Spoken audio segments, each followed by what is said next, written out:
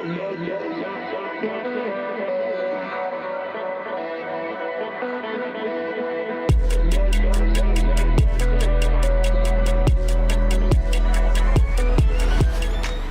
one of the first things most people learn to do when they learn about rope is how to hank rope. So hanking is basically just taking a length of rope and bundling it up, tying it up so that it's easier to store and transport. Every activity that uses rope has its own form of hanking. So for instance, I rock climb. Rock climbing rope is much thicker, very long. So the kind of hanks that we use for climbing rope are very different than the kind of hanks that are used for bondage rope.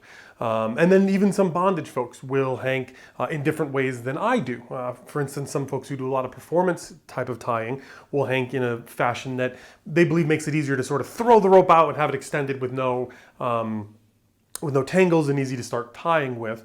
But what I'm going to show you today is how I like to hank rope and how I like to ask my bunnies, my models to hank rope for me if that's something they want to do. And there's always extra credit points given to models and bunnies who help hank rope after a session. But so I'm going to teach you how I like to hank rope. I do want to also give a caveat here. Generally speaking, you don't want to store rope in a hank, especially not organic rope like this is jute or hemp if you're using it for shibari. A hank, a bundle, especially a really tight and really neat one, is going to produce a lot of, or it's going to introduce a lot of folds and kinks and bends and stuff in the rope that you really don't want. So for long-term storage, if you have the option, hang it from something, leave it uncoiled so that it can, so that you're not sort of folding in any creases into your rope. But for organization, for cleaning up a whole bunch of rope, or for transporting rope, hanking is the way to do it. So here's how I hank rope. So as with most shibari, Japanese-inspired rope bondage, we use a doubled over rope. So generally what that means is when we start a tie, I got to drag my way all the way through the rope and find the bite, which is the middle of it, and that's the part right here. That's what we start tying with. But when I'm hanking rope, I just need to start with the two ends.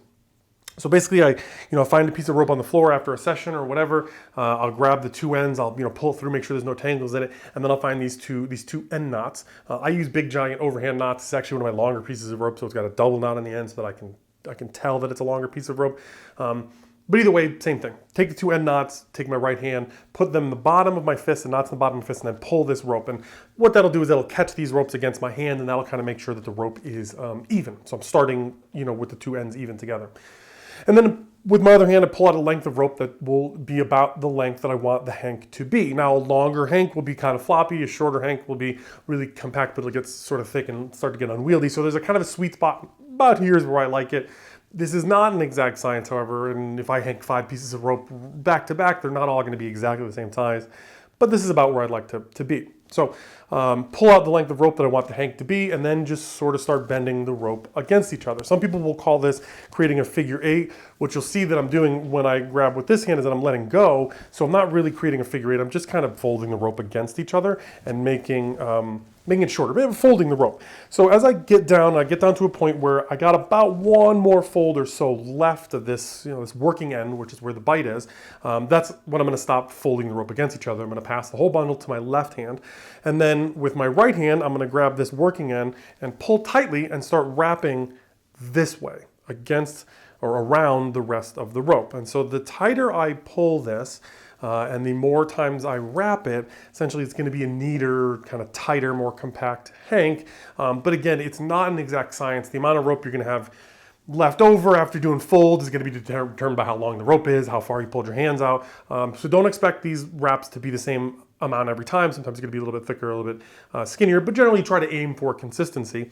And then when I get to the part where I can't really go around too much more with this little end, I'll put my finger on top of the hank, wrap the rope around my finger, and then use the space that I created to pull the last little bit, to pull that bite under that last wrap, and then pull it down nice and tight.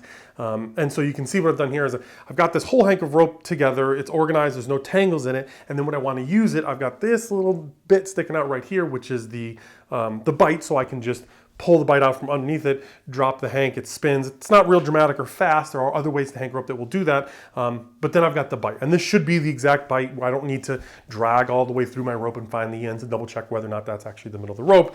Because if we've hanked correctly, that's what's available right there. Now, In the middle of a session, I generally won't be grabbing for hanked ropes because it's a little bit harder for me to untie them.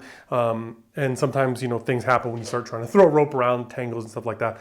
And then again, remember I said you don't really want to store rope in a hank in a tightly coiled bundle for long term. So I actually tend to store my ropes when they're not hanked in a way to preserve the bite. So generally I want to save time. It can take a lot of time to drag through the rope, find the ends, match them up, and then drag all the way back to the middle of the rope.